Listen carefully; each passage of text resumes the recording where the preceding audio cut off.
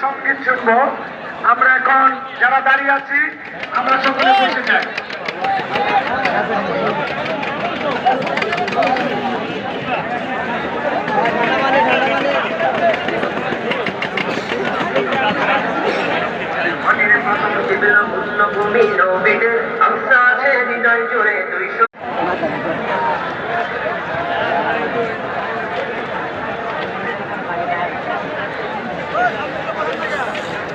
আমাদের ভলেন্টিয়ার ভাইয়েরা যাদের দায়িত্ব ছিল